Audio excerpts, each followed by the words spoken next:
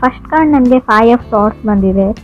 5 of swords it self is A fighting card ಅಂತ ಹೇಳ್ತೀವಿ.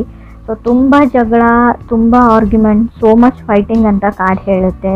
ಸ್ವಲ್ಪ ಟ್ರಿಗರಿಂಗ್ ಇರುತ್ತೆ. ಅದರ್ ಪರ್ಸನ್ ಏನೇ ಹೇಳಿದ್ರು ಯಾವುದಕ್ಕೂ ಟ್ರಿಗರ್ ಮಾಡ್ತಾ ಇದ್ದಾರೆ ಅಂತ ಅನಿಸುತ್ತೆ. ಇದರಿಂದ ಆರ್ಗ್ಯುಮೆಂಟ್ ಸ್ಟಾರ್ಟ್ ಆಗಿ ಸೊ ಕಮ್ಯುನಿಕೇಷನ್ ಸ್ಟಾಪ್ ಆಗೋ ಅಂಥ ಚಾನ್ಸಸ್ ಇದೆ. ಮೇ ಬಿ ಕೇರ್ಫುಲ್ ಆಗಿರಿ ಅಂತ ಹೇಳ್ತೀನಿ. ಯಾವಾಗಲೂ ನಿಮ್ಮ ಕಲೀಗ್ಸ್ ಇರಲಿ, ನಿಮ್ಮ ಫ್ಯಾಮಿಲಿ ಮೆಂಬರ್ಸ್ ಇರಲಿ, ಸೊ ನಿಮ್ಮ ಪಾರ್ಟ್ನರ್ ಜೊತೆನೇ ಜಗಳ ಆಗುತ್ತೆ ಅಂತ ಹೇಳಲ್ಲ. ತುಂಬ ವಿಷಯಗಳು ಟ್ರಿಗರ್ ಆಗುತ್ತೆ 5 ಆಫ್ ಸಾರ್ಟ್ಸ್ ಇರೋದ್ರಿಂದ. ನೀವು ಕನೆಕ್ಟ್ ಆಗಿರೋ ಪರ್ಸನ್ ಕೂಡ ಟ್ರಿಗರ್ ಆಗಿರ್ಬೋದು. ವೈಸ್ ವರ್ಸಾ ರೀಡಿಂಗ್ ಇದೆ. ಕ್ರಾಸ್ ವಾಚರ್ಸ್ ಯಾರಾದರೂ ನೋಡ್ತಾ ಇದ್ದರೆ ಪೇಷನ್ಸಿಂದ ಇರಿ ಅಂತ ನಾನು ಹೇಳ್ತೀನಿ. ಸ್ವಲ್ಪ ಕೇರ್ಫುಲ್ಲಾಗಿ ಕೂಡ ಇರಿ. ನಿಮ್ಮ ಸ್ಪೀಚ್ ಬಗ್ಗೆ ನೀವೇನು ಮಾತಾಡ್ತೀರಾ ಅದ್ರ ಬಗ್ಗೆ ನಿಮಗೆ ಗಮನ ಇರಲಿ ಅಂತ ಹೇಳ್ತೀನಿ ನಾನು. ಸೆಕೆಂಡ್ ಕಾರ್ಡ್ ನನಗೆ ಕಿಂಗ್ ಆಫ್ ಕಪ್ಸ್ ಬಂದಿದೆ. ಒಬ್ಸೆಸಿವ್ ಅಂತ ಹೇಳ್ತೀವಿ, ಒಬ್ಸೆಸಿವ್ ಇನ್ ಲವ್ ಅಂತ ಹೇಳ್ತೀವಿ. ನೀವು ತುಂಬ ಟೈಮಿಂದ ಅಥವಾ ತುಂಬ ವರ್ಷಗಳಿಂದ ಸೊ ಆ ಪರ್ಸನ್ ಜೊತೆ ಇರ್ಬೋದು, ಲಾಂಗೆಸ್ಟ್ ಟೈಮಿಂದ ಅಂತ ಹೇಳ್ಬೋದು.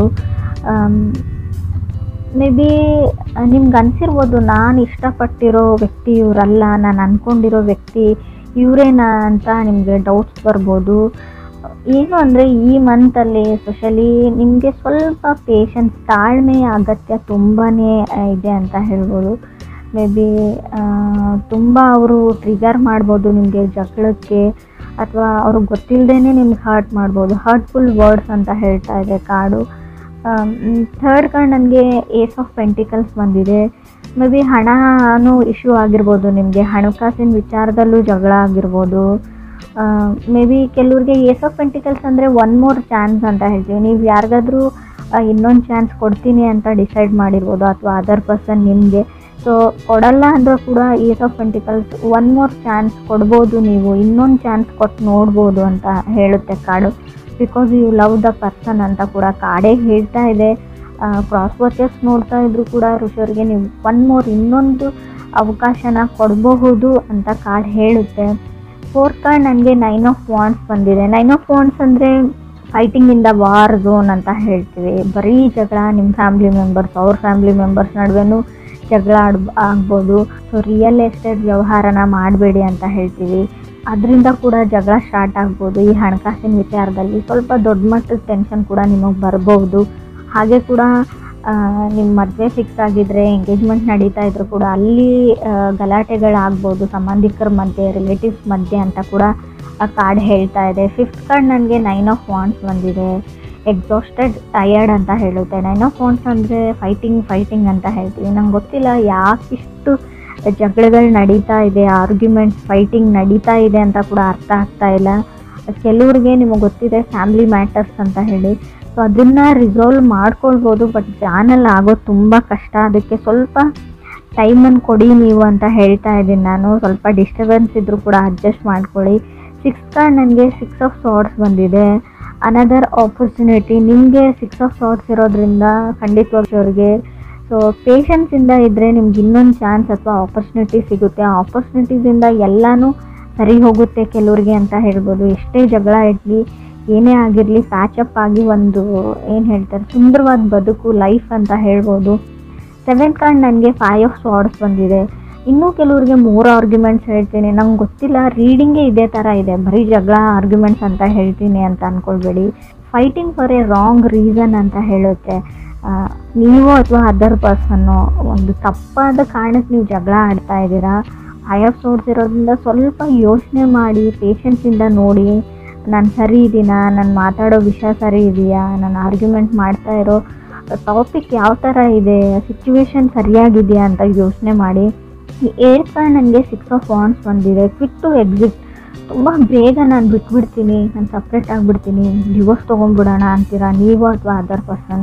ಅವ್ರಿಗೆ ನಿಮಗೆ ಬ್ಲೇಮ್ ಬರುತ್ತೆ ಅಂತ ಹೇಳ್ಬೋದು.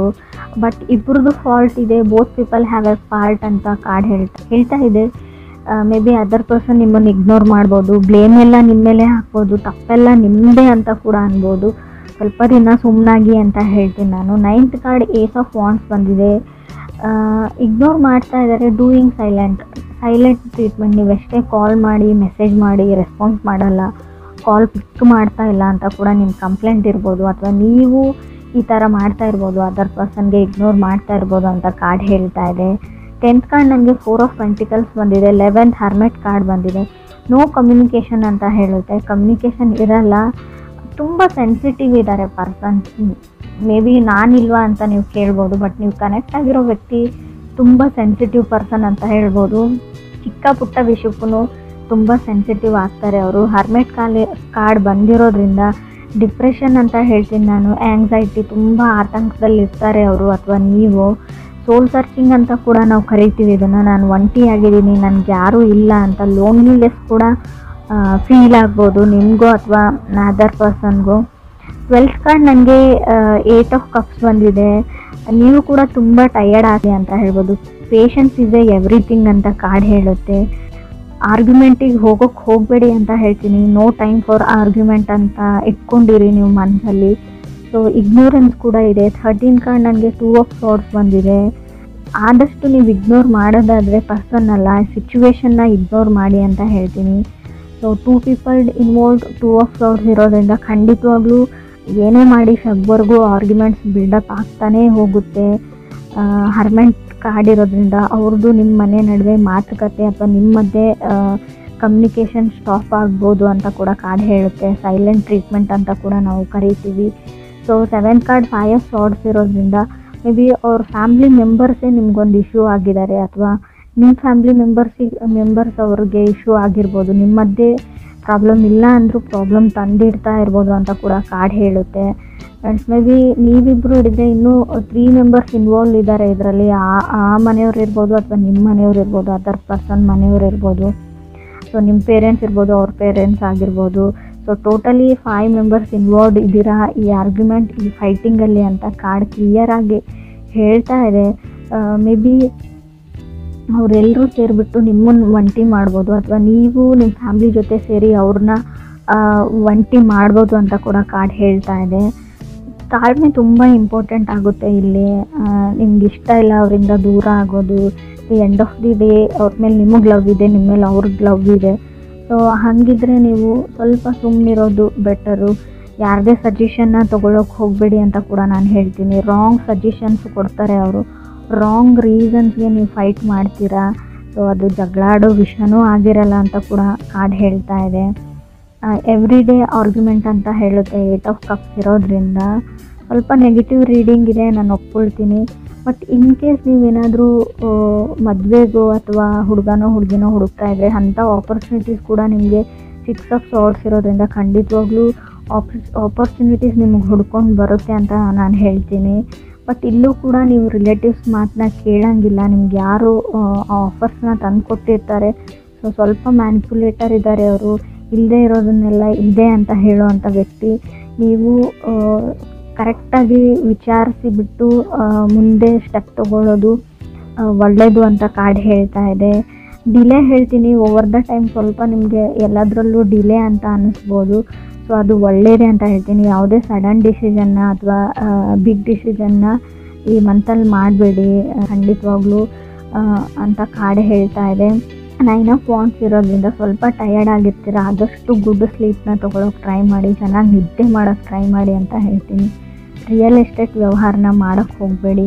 ಏನಾದರೂ ಬೈ ಮಾಡ್ತೀನಿ ಹೊಸ ವಸ್ತುಗಳಂದ್ರೆ ಅದನ್ನು ಕೂಡ ಸ್ವಲ್ಪ ಪಾಸಲ್ಲಿ ಇಡಿ. ಎಲ್ಲನೂ 1 ಸ್ಟೆಪ್ ಬ್ಯಾಕ್ ಅಂತ ಹೇಳ್ತೀವಿ, ಸ್ಟೆಪ್ ಬ್ಯಾಕ್ ಆಗಿ ಅಂತ ಹೇಳ್ತೀನಿ ನಾನು. ಸೊ ಸ್ವಲ್ಪ ನಿಮಗೆ ನೀವು ಟೈಮ್ ಕೊಟ್ಕೊಳ್ಳಿ ಅಂತ ಕೂಡ ಕಾರ್ಡ್ ಹೇಳ್ತಾ ಇದೆ.